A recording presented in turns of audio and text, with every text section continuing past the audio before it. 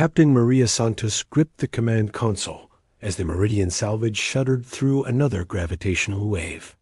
Around her, the bridge hummed with activity, her crew of 6 working frantically to decode the alien distress signal that had drawn them 300 light-years from Earth's shipping lanes. "Signal's getting stronger, Captain," reported Jin Liu, their communications specialist, sweat beading on his forehead despite the ship's climate control. "But the translation matrix keeps fragmenting. It's like the language itself is ... shifting." Through the viewport, the Kepler 442 system stretched before them, a graveyard of dead worlds orbiting a dying red giant. But something else lurked here. Massive spatial distortions that bent light and twisted their instruments into confusion, that Dr. Elena Vasquez, their xenorchaeologist, looked up from her analysis station with wide eyes. "Maria, this isn't just any distress call. The signal's quantum encrypted and uses mathematical constants that predate human civilization by millions of years. Whoever sent this has been waiting a very long time." First Officer Jake Harrison, a former military navigator, pointed toward the main screen. "Captain, we've got visual contact. Dead ahead, bearing 27 Mark IV. The alien vessel materialized through the cosmic haze like a fever dream made manifest. It stretched nearly 10 kilometers in length, its crystalline hull reflecting the red giant's light in impossible geometric patterns. Spires and archways defied conventional physics, seeming to exist in multiple dimensions simultaneously. "My God," whispered Chief Engineer Rosa Martinez, her weathered hands dancing across her console. "The power readings are off the charts, but the energy patterns, they're completely foreign. Nothing in our databases matches this technology." Young pilot Tommy Chun, fresh from Earth's Naval Academy, couldn't hide his excitement. "Captain, should we prepare a boarding team?" Maria studied the readings flooding their screens. Every instinct screamed danger, but salvage crews didn't survive by playing it safe. "Rosa, what's our status?" "All systems green, but I'm detecting massive gravitational anomalies around that ship. It's like space itself is ... wounded here." The distress signal suddenly clarified, and Jin's face went pale. "Captain, I'm getting a clean translation now. It's not asking for rescue, it's asking for something called organic navigators, and it's specifically requesting ... humans." Elena's breath caught. How could they know about us? We're barely a century into deep space travel. Before Maria could respond, the alien vessel's communications array blazed to life. A voice or something resembling one filled their bridge. It spoke perfect English, but with an odd harmonic quality that made their bones vibrate. "Welcome, children of Earth. We are the Keth Mori, guardians of the deep currents. Your species possesses a gift that has been lost to the cosmos for eons. We have been waiting so very long for minds that can see through chaos itself." The crew exchanged uneasy glances. Harrison's hand instinctively moved toward his sidearm. "We mean no harm," the voice continued, "but we require your assistance to prevent a catastrophe that threatens all thinking beings. The pathways between stars are closing, and only organic consciousness, specifically human consciousness, can navigate the chaos space that lies between worlds." Maria felt a chill that had nothing to do with ship's temperature. Whatever they'd stumbled into, it was far beyond a simple salvage operation. The docking bay of the Keth Mori vessel defied every engineering principle Maria Santos had learned in 20 years of deep space salvage.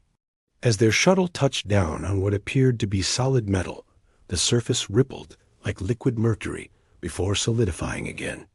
The bay itself seemed to exist in multiple dimensions, walls curved impossibly inward while somehow maintaining normal atmospheric pressure. "Environmental suits everyone," Maria ordered, though their readings showed breathable atmosphere. "Until we understand what we're dealing with." The airlock cycled, and they stepped into a corridor that stretched both infinitely far and somehow remained intimate in scale. Bioluminescent patterns pulsed along the walls in rhythms that almost resembled heartbeats. Dr. Elena Vasquez ran her scanners frantically. The architecture is impossible. These walls are composed of matter that exists in 11 dimensions simultaneously. And the energy readings ... She paused, recalibrating her equipment. It's like the ship itself is alive. They were met by what could only be described as a presence. The Kethmori representative appeared as a shimmering humanoid outline filled with swirling galaxies. When it spoke, the words formed directly in their minds rather than through sound. I am Navigator Prime Zethkar. Your arrival fulfills an ancient prophecy written in the quantum foam itself. Follow ... As they walked, or perhaps glided through the ship's corridors, Tommy Chun whispered to Jin Liu, "This doesn't feel like a rescue mission anymore." The Navigator Prime led them to a vast chamber where the walls displayed a three-dimensional map of the galaxy. But unlike any star chart they'd seen, this one showed flowing currents of energy connecting star systems like a vast neural network. "Behold the Great Web," Zethkar communicated. "For millions of years, our people have maintained the pathways between worlds. But the ancient routes through chaos space are failing. The currents that allow faster-than-light travel are becoming turbulent. Engineer Rosa Martinez studied the display with professional interest. "These energy patterns, they look like wormhole networks, but more complex. Are you saying you've been artificially maintaining interstellar travel routes?" "Not maintaining, navigating. The chaos space between dimensions requires consciousness to interpret its patterns. Our minds, perfected through eons of evolution, have lost the ability to perceive randomness.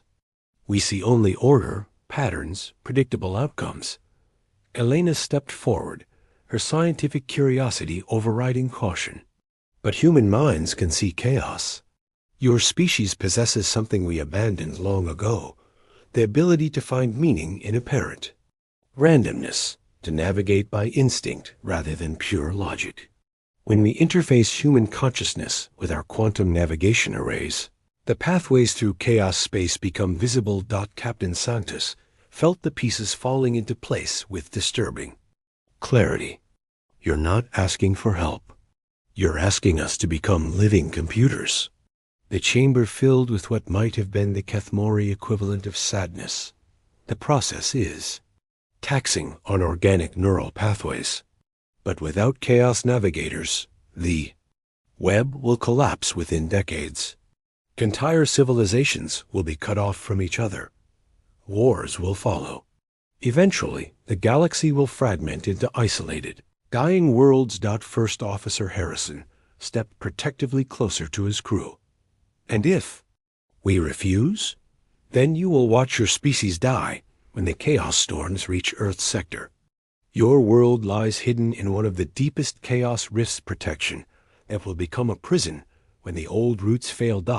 As if responding to Zethkar's words, the star map zoomed in on a section of space that appeared completely black, unmarked by any stellar cartography Maria had ever seen. Your Earth exists in a pocket of chaos space so turbulent that no digital navigation system can map it.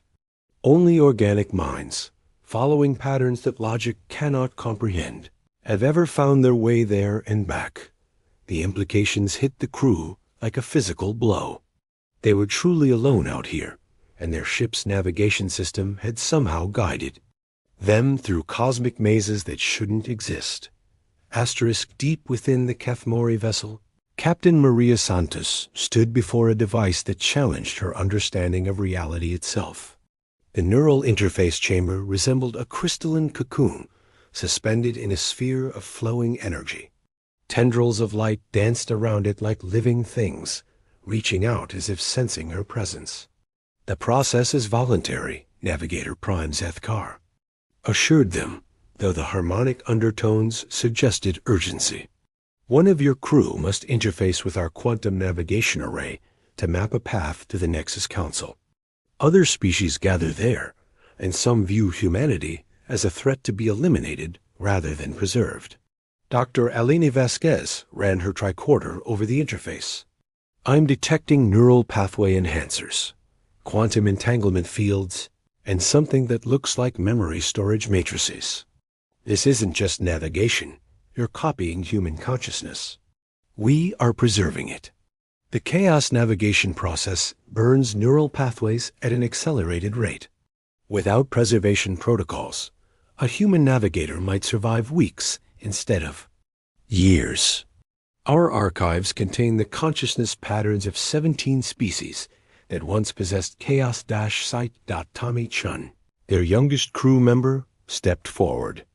I volunteer. Absolutely not, Maria snapped. You're barely out of the academy. Youth provides advantage, Zethkar interjected. Younger minds adapt more readily to quantum states. However, the choice must be made quickly. Chaos storms are building. In this sector, through the chamber's transparent walls, they could see space itself seeming to writhe. Stars flickered in and out of existence, and gravitational waves rippled visibly through the cosmic medium. Engineer Rosa Martinez pulled Maria aside. Captain, our ship's navigation systems are going haywire. Whatever's happening out there, we can't leave without help. Jin Lu's communication station crackled to life with multiple alien languages, all broadcasting the same urgent message. Elena worked quickly to translate. Multiple civilizations converging on this location, some offering protection, others demanding we be turned over to them.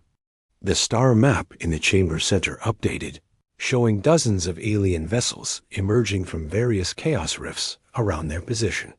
Their designs were wildly different, some organic, others purely geometric, a few that seemed to exist partially. In another dimension, that the Vishinhai believe humans should be weaponized. Zethkar explained as a cluster of aggressive-looking ships appeared on the display. The Etheric Collective wishes to study your species to extinction. The Harmony Builders would place all humans in protective stasis indefinitely. And you? Asked First Officer Harrison, his military training evident in his defensive posture. We seek partnership. Your consciousness preserved, your species protected, your children taught to navigate the deep currents safely. But the interface process must begin now. Elena looked up from her readings with alarm. Maria, I'm detecting massive quantum fluctuations. Whatever decision we make, we need to make it in the next few minutes.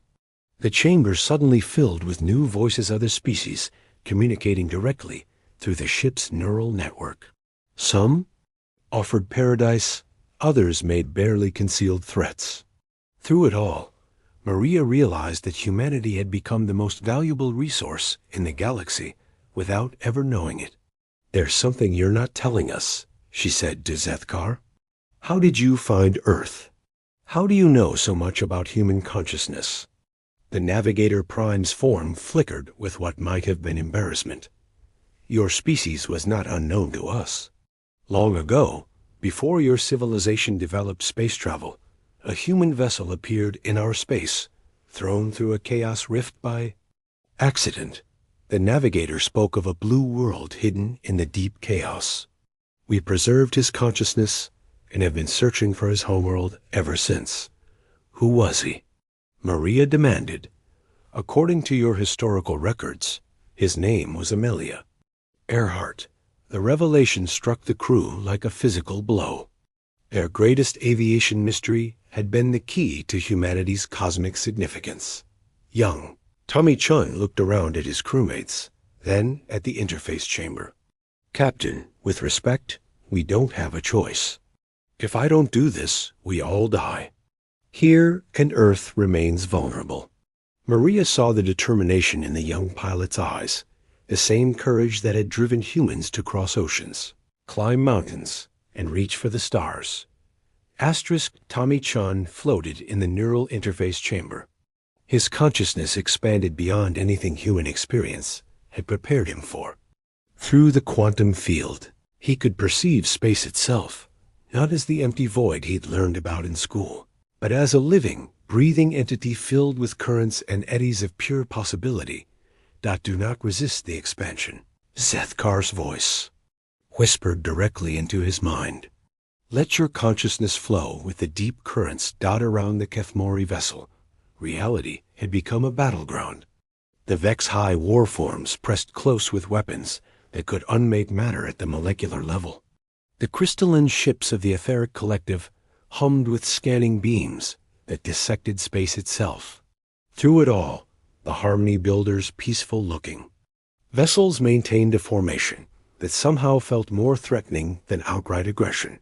On the bridge, Captain Santos watched her youngest crew member transform into something unprecedented. Tommy's vital signs fluctuated wildly as his neural patterns synchronized with alien technology millions of years in advance of human understanding. Captain, Rosa Martinez called from her engineering station, our navigation systems are interfacing with something. I'm getting readings I don't understand, but Tommy's consciousness seems to be mapping routes through. I don't even know what to call it. Through the chamber's neural link, Tommy's voice reached them, though his lips didn't move. I can see it, Captain. The chaos space between dimensions. It's not chaos at all. It's music. Complex harmonies that digital minds can't hear because they're looking for mathematical patterns instead of ... feeling. Dr. Elena Vasquez monitored the process with growing amazement. His brain activity is off the charts. Neural pathways that should be impossible are forming in real time. But there's something else, memory engrams, that aren't his. The preserved consciousness of other navigators, Zethkar explained. Each human who interfaces with our systems adds to the collective knowledge. Tommy Chun now carries the experience of every Chaos Navigator in our archives, through Tommy's expanded awareness. The crew could suddenly perceive the alien vessels around them with crystalline clarity. The Vex-High weren't just warriors. They were a dying species desperate for any advantage in an endless war against entropy itself. The etheric collective pursued knowledge with such single-minded intensity that they'd forgotten wisdom. The Harmony Builders sought to preserve all life by removing its capacity for growth and change. I see their roots, Tommy whispered, his consciousness touching the quantum pathways.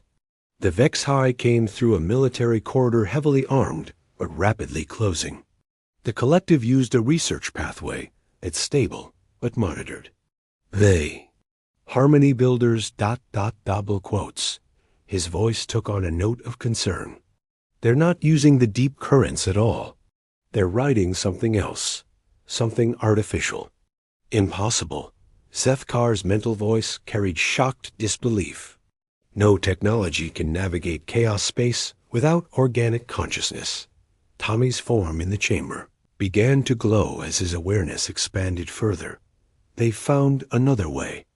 They're using captured consciousness-enslaved navigators from other species. Captain, they're not here to negotiate. They're here to add us to their collection. The revelation triggered immediate action. Harrison barked orders to the crew, while Maria opened communications channels to warn the other species. But the Harmony Builders had anticipated this. Their ships suddenly activated a technology that sent ripples through space-time itself. The other alien vessels found themselves trapped in temporal loops, their weapons firing repeatedly at targets that existed a few seconds in the past. Tommy, can you get us out of here? Maria called. Through the neural link, they felt his consciousness dive deeper into the quantum foam than any navigator had ever ventured. He was mapping routes that existed between the gaps of reality itself, pathways, through dimensions that touched the fundamental structure of the universe.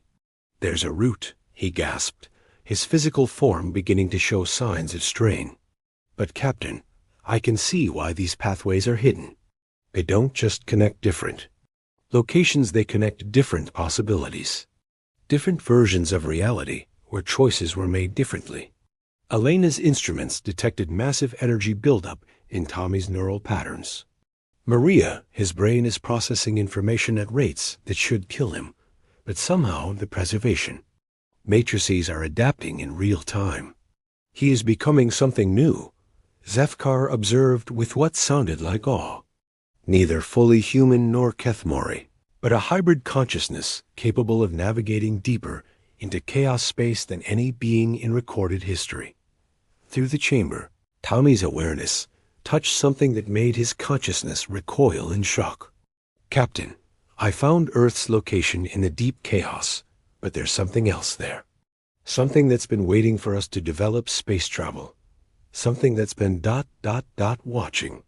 As he spoke, the Harmony builder vessels completed their temporal trap and began moving toward the Meridian salvage with the slow inevitability of a closing fist.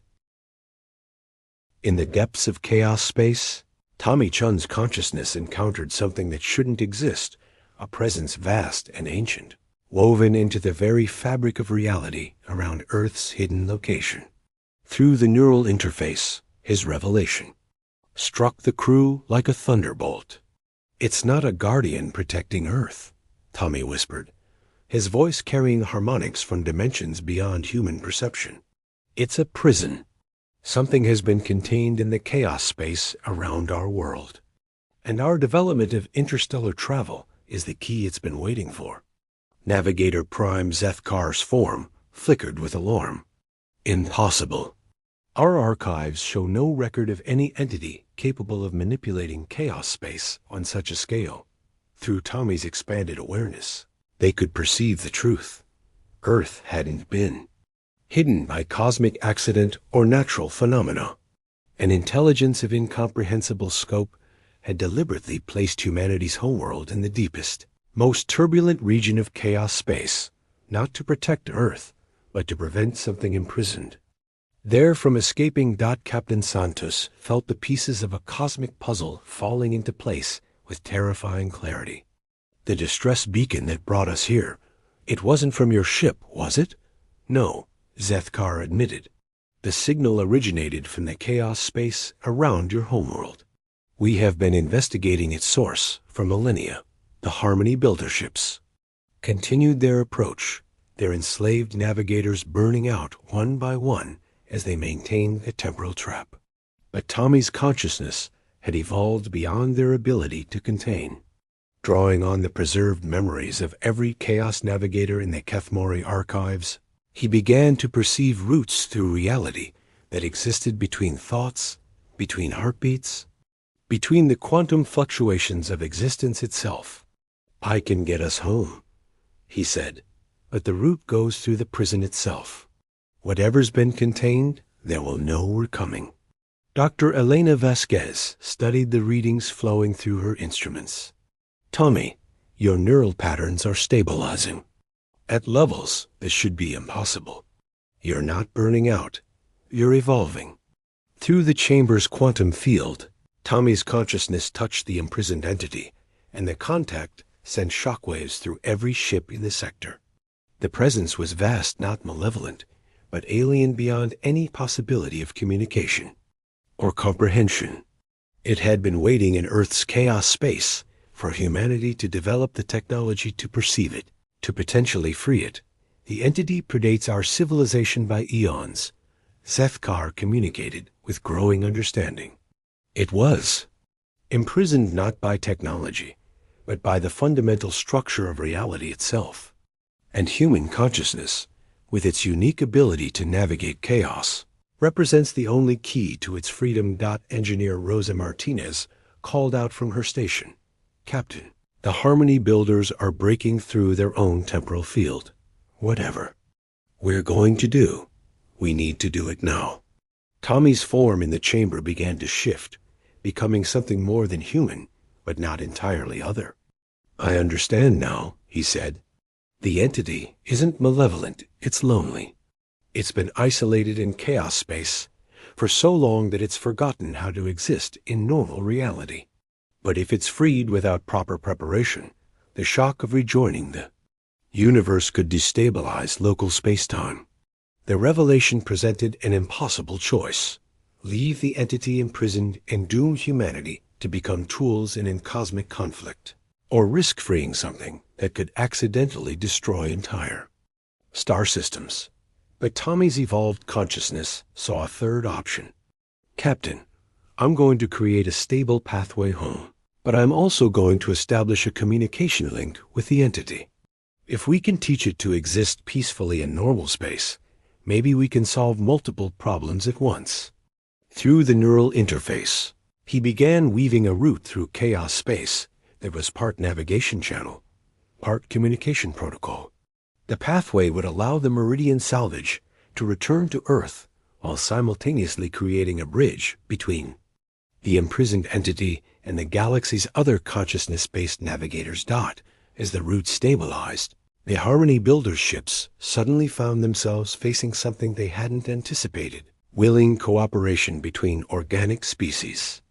The Keth Mori, humanity, and even some of the other alien civilizations began working together, sharing navigation consciousness through Tommy's evolved neural matrix. The young pilot had become something unprecedented, living nexus point for multiple species' navigational abilities. Through him, the galaxy's various consciousness-based travelers could share routes and knowledge without the destructive competition that had driven species to enslave each other. "It's working," Tommy announced as space around them began to stabilize.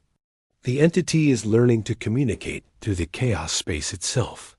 It's not trying to escape anymore, it's trying to help. It's been maintaining the deep chaos around Earth, not as a prison for itself, but as a nursery for humanity to develop safely." As the Meridian salvage entered the pathway home, Captain Santos realized they weren't just returning to Earth. "We're carrying the key to a new form of galactic civilization, one based on cooperation between different forms of consciousness rather than domination by any single species." Behind them, the various alien fleets began to disperse, but not in defeat. They were carrying word of humanity's unique gift and the possibility of partnership rather than exploitation. Tommy Chun, no longer entirely human, but still fundamentally himself, had become the first of a new kind of being, a bridge between species, dimensions, and possibilities. And somewhere in the chaos space around Earth, an ancient entity settled into a new role as teacher and guardian. Finally free from its eons of isolation, the adventure was just beginning. Asterisk.